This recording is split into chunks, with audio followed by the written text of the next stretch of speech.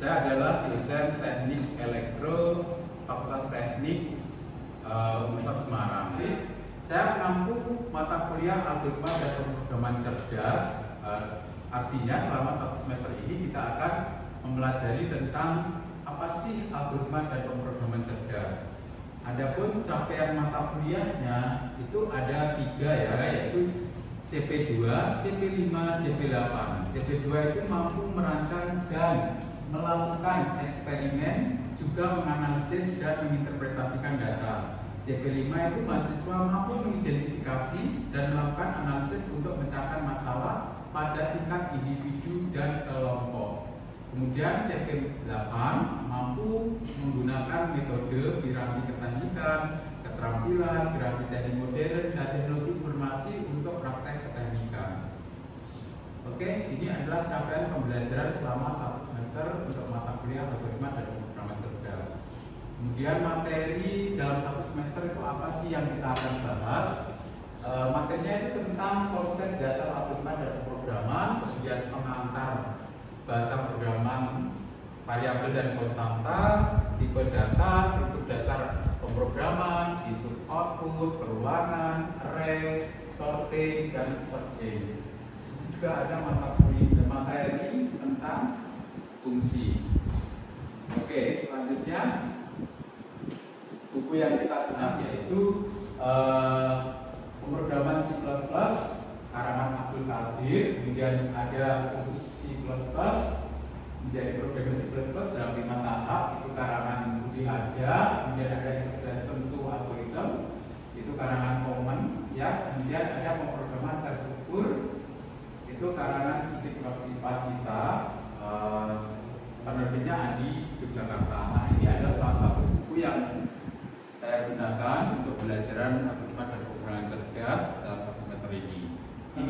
Saya akan menyampaikan materi tentang perulangan. Nah, sebelum saya menyampaikan materi tentang perulangan, saya akan menyampaikan dulu capaian mata kuliah pada hari ini ya. Apa sih yang harus kalian dapatkan gitu, atau apa sih yang harus kalian pahami atau bisa gitu, untuk pembelajaran hari ini? Kalian minimal bisa memahami tentang pengertian dan macam-macam pemilihan, kemudian kalian juga harus dapat membedakan pemilihan tunggal, pemilihan ganda, pemilihan majemuk, kemudian pemilihan yang menggunakan fungsi switch case. Selanjutnya, mahasiswa juga mampu mengaplikasikan fungsi-fungsi pada pemilihan seperti fungsi if else bertingkat, dan switch case. Capaian selanjutnya adalah kalian harus bisa membuat program pemilihan ya dengan menggunakan fungsi secara benar. Dan yang terakhir itu kalian dalam kehidupan sehari-hari itu kalian dapat memilih mana sih sesuatu yang memang benar-benar bisa kalian gunakan untuk ya dalam kehidupan sehari-hari kalian bisa mengambil keputusan dengan baik dan benar, gitu aja. Oke? Sebelum melanjutkan materinya, saya mau tanya nih, kemarin kan kita udah belajar tentang rutunan ya. Kalian masih tahu atau masih ingat apa sih rutunan itu? Ada yang ingat? Rutunan adalah, atau rutunan itu apa itu? Oke, ya. Rutunan itu juga disebut program perintah. Program perintah atau pernyataan yang nanti akan dieksekusi oleh program secara terstruktur. Pertanyaan 1, 2, 3 nanti 1 dieksekusi, baru yang kedua dieksekusi, lanjutnya program dieksekusi. Oke, bagus ya pendapatnya. Paham? Oke ya. Saya ulangi lagi. Rutunan itu struktur program yang bisa dieksekusi secara bertahap ya, berurutan 1, kedua, ketiga sampai selesai. Nah, di situ intinya berurutan ya, namanya berurutan itu tidak ada satu statement yang dieksekusi 2 kali. Oke ya. Oke, yuk lanjut. Oke, lanjut. Nah, kita masuk di apa sih perulangan? Apa sih? Kita masuk ke di dalam apa sih pemilihan ya atau percabangan? Nah, pemilihan itu bisa diartikan sebagai struktur program di mana di dalam program itu sendiri ada kondisi ya atau decision di mana kalian itu harus memilih ya. Pilihannya bisa ada satu, ada dua, dan ada banyak ya. Nah itu kemudian paham ya? Oke. Nah pemilihan itu ada 3 macam, ada pemilihan tunggal, pemilihan ganda, dan pemilihan majemuk. Ya pemilihan tunggal yang namanya pemilihan tunggal itu pilihannya hanya satu, dan pemilihan ganda pilihannya ada 2, dan pemilihan majemuk itu pilihannya ada banyak. Tunggal atau pemilihan yang menggunakan struktur if ya. Nah, pemilihan yang menggunakan struktur if itu pilihannya hanya satu dan harus bernilai benar. Misalkan nih pada pagi hari ini kita belajar algoritma pemrograman cerdas. Kalau tidak hari Kamis ya berarti kita tidak belajar, maksudnya tidak ada output yang bisa ditampilkan. Oke? Oke, nah ini ada strukturnya, if kondisi ya, if bla bla bla, kemudian baru pernyataan. Oke? Pilihan tunggal. Nah, di situ ada kondisi ya, dimana kalau kita tahu ada kondisi, kita itu harus memilih benar atau salah. Karena ini pilihan tunggal, jadinya pilihannya harus benar ya. Dan kalau salah, program akan selesai. Oke. L.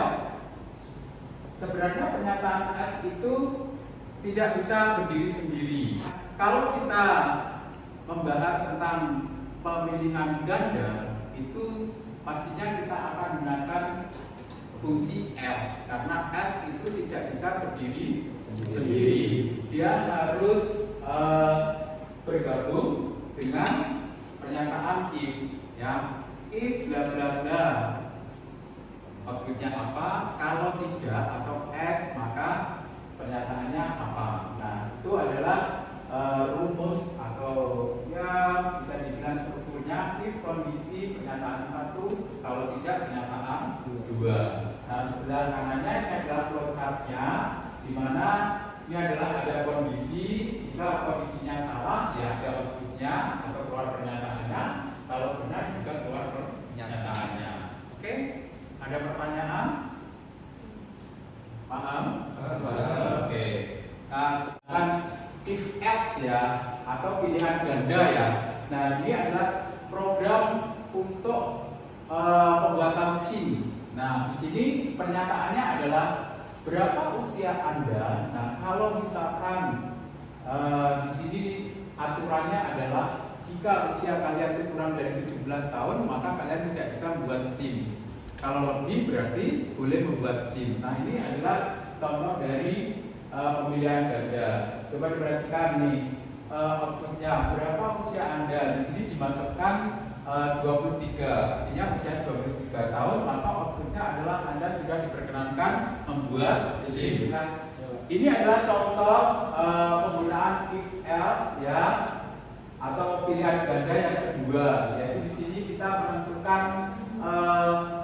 hasil dari suatu pembagian ya pada suatu bilangan. Nah, di situ kita kalau misalkan mencari pembagian suatu bilangan ya kita masukkan nilai beberapa itu, kemudian kita bagi untuk mencari bilangan genap atau ganjil. Nah, ini juga termasuk pemilihan ganda ya. Di situ kalau kita misalkan bilangan yang kita masukkan itu habis dibagi 2, maka bilangan itu adalah bilangan genap. Tetapi kalau misalkan bilangan itu menyisakan angka 1, maka bilangan itu adalah bilangan ganjil. Dan selanjutnya adalah pemilihan majemuk ya, atau di sini dituliskan pernyataan if dalam if atau nested. Artinya itu di dalam if nanti ada if lagi, ada if lagi, ada if lagi, sampai kondisinya itu kalian berapa sih yang mau kalian gunakan. Misalkan ada 5 ya berarti di situ nanti ada if else sampai 5 kali gitu. Nah, ini biasanya untuk mengkategorikan atau pemilihan yang di dalamnya itu ada beberapa banyak pilihan. Misalkan ada 4, 5, 10 dan sebagainya.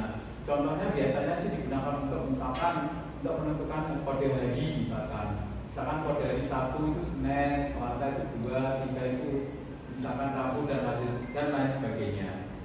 Oke, selanjutnya ini contoh programnya. Nah, ini adalah contoh program untuk menentukan hari ya. Hari Sabtu hari dan kita berikan kodenya misalkan Sabtu itu Senin ya sampai hari Minggu itu 7 ya. Nah, kita masukkan bilangan berapa yang kalian masukkan nanti maka akan keluar keluar harinya. Oke? Lanjut. Kemudian pernyataan switch ya, switch case. Nah, sama hampir mirip dengan if else bertingkat. Switch case itu digunakan untuk pemilihan yang banyak atau pilihannya itu banyak ya. Nah, di sini contohnya atau struktur programnya itu switch, kemudian ungkapan, kurung awal, case, konstanta 1, pernyataan 1, break, kemudian konstanta 2, pernyataan 2, break, sampai terakhir pernyataan n, break, default, baru break ya, gitu. Nah, ini contohnya programnya ya, untuk mencari sebuah aplikasi kalkulator ya. Kalau kalian misalkan menghitung sebuah angka, itu pastinya kan tidak hanya satu toh, ya nggak, minimal ada dua. Misalkan bilangan 4 ditambah bilangan 5 gitu. Nanti hasilnya berapa gitu. Nah, ini adalah salah satu penggunaan switch case pada sebuah program C++. Oke, paham nggak? Ya. Paham? Oke. Nah, sebelum ada pertanyaan? Nah, selanjutnya Pak Sipan akan memberikan suatu case ya atau hal itu untuk bisa didiskusikan. Silakan kalau misalkan kalian mau tanya dulu sebelum kita berdiskusi. Mana ada pertanyaan? Oke, ya. Tadinya kita disuruh membuat sebuah diskusi kan. Ya. Salah satu materi ini kan ada namanya program switch case dan if else. Ya. Kalau penggunaannya antara switch case dan if else dan mat itu bagaimana? Oke. Kayak kapan kita harus menggunakan switch case atau if else atau if if. Oke, ya. Teman-teman ada yang mau menjawab? Penggunaan if else itu kapan aja sih? Atau pertanyaannya itu kapan kita menggunakan if, kapan kita menggunakan switch case? Ada yang tahu?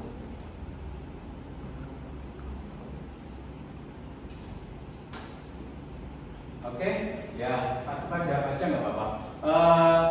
Kita itu menggunakan if else atau switch case itu sebenarnya sih nggak ada spesifikasinya ya. Tetapi kalau misalkan pilihannya itu banyak, sebaiknya kita menggunakan switch case karena ini.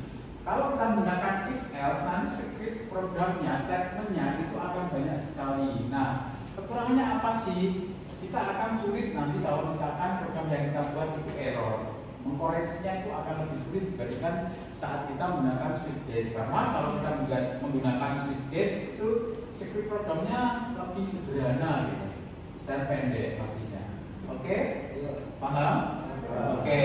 Ada pertanyaan lagi? Belum? Oke. Yuk kita sekarang diskusi ya. Kan tadi udah dijelasin tentang pemilihan ya dan macam-macam pemilihan gitu. Dan beberapa minggu yang lalu kalian juga udah belajar tentang program dan pemrograman ya. Hari ini kita diskusi membuat program tentang program total pembayaran, program masukkan dengan password. Misalnya kita buat password gitu. Kalau misalkan passwordnya benar itu seperti apa, kalau misalkan salah itu seperti apa. Itu untuk pemilihan ganda. Yang tadi untuk total pembayaran itu pilihan tunggal. Kemudian yang ketiga itu materi diskusi kita itu menentukan program studi. Misalkan nih di USM ini kan ada banyak program studi ya, kayak gitu. Nah kalian misalkan masukkan 4 atau 3 atau 5 program studi gitu untuk apa ya, pemrograman pemilihan majmuknya atau biasa disebut if else, penggunaan if else yang nested. Kemudian program menentukan kode atau ukuran baju. Nah kita kan tahu ukuran baju itu ada XS, XL, S, M, L dan sebagainya, atau XXL kalau misalkan kalian itu extra large gitu. Nah siap untuk melakukan diskusi? Ya. Oke, ketentuannya kalian nanti ini kan ada berapa ya jumlah mahasiswanya, ada sekitar 20-an atau 16 ya, sekitar 18-an kayak gitu. Kalian bagi 4 orang untuk kelompoknya agar enggak terlalu banyak. Silahkan bergabung sama teman-temannya. Ada yang membawa laptop kan? Ada ya. Oke, silahkan kalian buka laptopnya, kemudian kalian diskusikan agar supaya cepat gitu ya. Yuk pilih kelompoknya siapa yuk. Ya. Selanjutnya kita akan berdiskusi ya dengan beberapa materi ya, permasalahan case yang Pak Sipan buat. Silakan dibuat programnya, kita coba-coba ya sebelum nanti kita praktikum di laboratorium. Kita kan, sorry Pak Sipan tadi lupa kalau misalkan mata kuliah ini tuh ada praktikumnya ya kayak gitu. Nah sebelum kita praktikum kita belajar dulu bagaimana membuat program-program yang sederhana, karena nanti kalau misalkan kita praktikum programnya itu lebih susah gitu, karena itu untuk agar supaya kalian itu lebih terampil. Oke? Gak apa-apa, ayo dibuka. Oh ya, kelompok pertama. Oke, pertama itu kelompoknya Mas Faris, kelompok kedua itu kelompoknya Verela, kelompok ketiga itu kelompoknya Bilkis, sama kelompoknya Ardian. Ya, yo silakan kelompok pertama menyelesaikan pemilihan tunggal, kelompok dua itu pemilihan ganda, dan kelompok ketiga itu pemilihan majmuk, dan kelompok 4 itu pemilihan majmuk yang menggunakan switch case. Silakan Pak Sipan. Pak Sipan kasih waktu 10 menit atau 15 menit untuk menyelesaikan permasalahan ini. Ayo silakan didiskusikan sama temennya.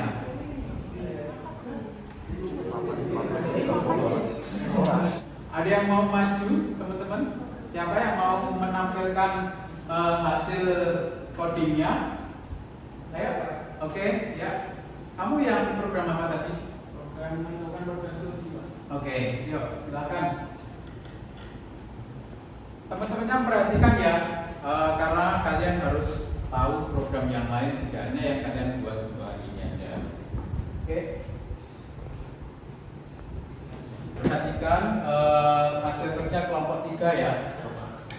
Silakan Mas, bisa ditampilkan sama teman-teman.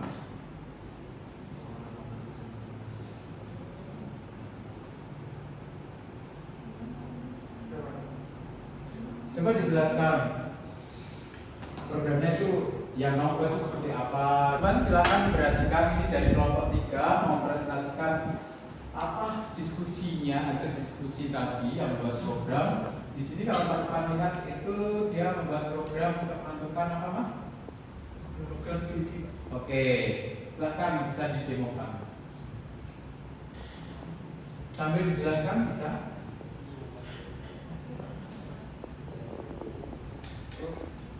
Program studi ini bisa dijelaskan. Bisa? Coba dijelaskan bentuknya seperti apa? Jadi program studi ini meminta pengguna untuk memasukkan nama, lalu meminta pengguna juga untuk memasukkan jurusan yang dipilihkan, lalu akan menampilkan output yang dipilih. Misalkan ini namanya Malak, terus ambil jurusannya yang akuntansi, jadi yang yang dimasukkan itu angka yang 5. Jadi Oke, harusnya mau maju lagi. Saya Pak. Oke, Faris atau Faris? Faris yuk, Faris. Silahkan teman-temannya perhatikan ya. Ini tentang apa, Faris? Ini total pembayaran. Oke, yuk diperhatikan teman-teman.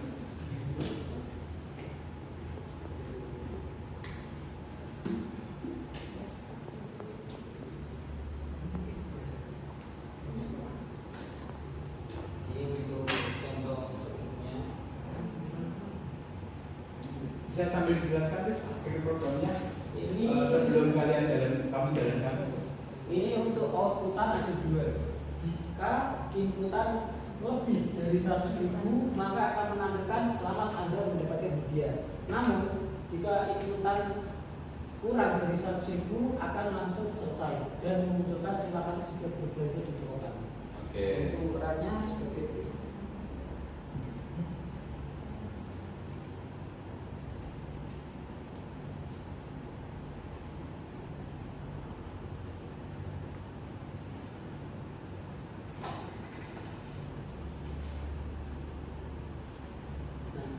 Ini saya memasukkan total belanja 200.000 maka akan muncul tulisan selamat Anda dapat hadiah dan terima kasih sudah berbelanja di toko kami. Namun jika saya memasukkan inputan di bawah 100.000 maka akan program langsung selesai.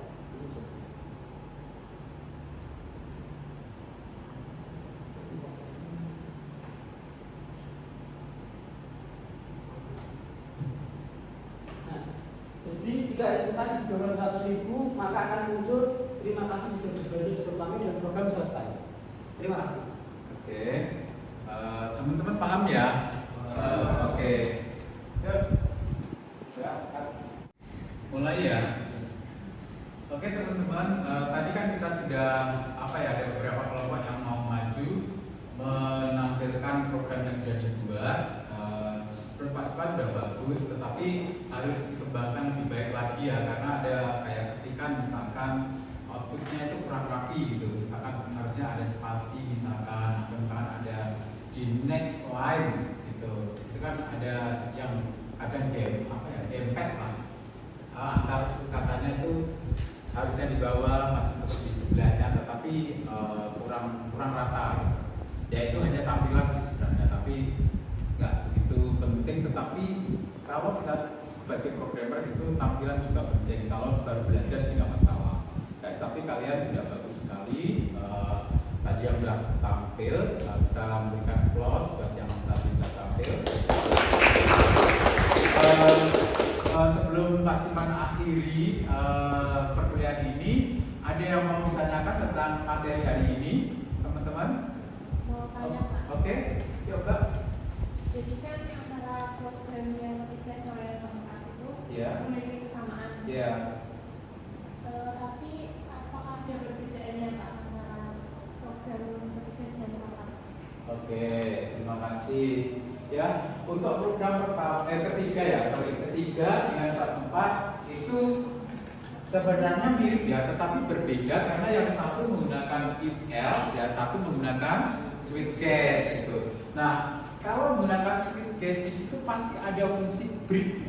Ngerti maksudnya? Break itu kan untuk memberhentikan sementara. Ngerti maksudnya? Untuk berhenti sementara untuk melanjutkan di pilihan selanjutnya kan gitu. Gitu. Paham? Oke. Ya, sama-sama. Oke ya. Ada pertanyaan lagi? Tidak. Oke. Terima kasih atas waktunya teman-teman ya. Sebelum Pak Sipan sekali lagi sebelum Pak Sipan akhiri perkuliahan ini, kita dapat menyimpulkan bahwa pemilihan itu struktur program ya, di mana di dalamnya itu ada sebuah kondisi ya. Nah, yang perlu kita pilih itu benar atau salah. Nah, macam-macam dari pemilihan itu ada 3, pemilihan tunggal, ganda, dan majemuk. Fungsi yang digunakan dalam pemilihan itu salah satunya itu ada yang if, ada if else bertingkat dan switch case. Oke, terima kasih atas waktunya. Assalamualaikum warahmatullahi wabarakatuh. Silakan dipelajari materinya.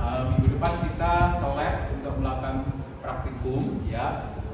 Materinya apa ya? Materi tentang pemilihan. Tetapi soal-soal yang Pak Sipan akan kasihkan itu lebih sulit dibandingkan untuk yang hari ini. Terima kasih ya sekali lagi. Assalamualaikum warahmatullahi wabarakatuh.